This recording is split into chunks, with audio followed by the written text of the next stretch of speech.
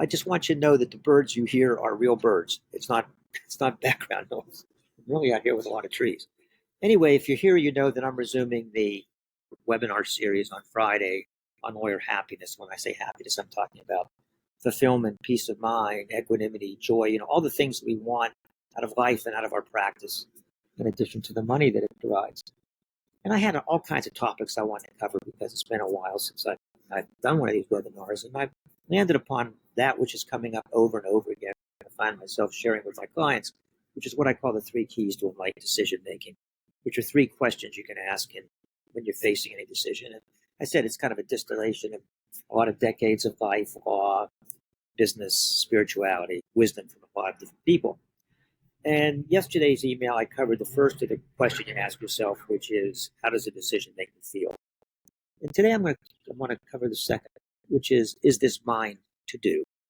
Is whatever it is I'm considering mine to do? And it's very different than, do I want it to be done? We just rescued a dog. Do I want to go back to that shelter and take every one of those dogs and find a home for them? Yes. Is it mine to do? No. And one of the reasons this question is so challenging is because it really requires us to focus on what we want.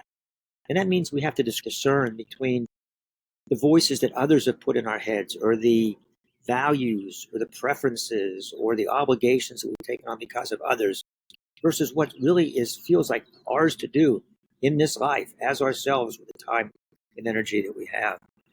So when you ask yourself, is this mine to do? The question is it mine? Not is it someone else's to do, but is it mine to do?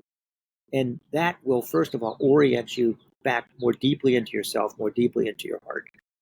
It'll also help screen out some of the superfluous noise which causes us to do things out of obligation, out of duty, out of a sense of what others expect out of us rather than what we expect and most want for ourselves. So, question 1, how does a decision make me feel? Question 2, is this mine to do?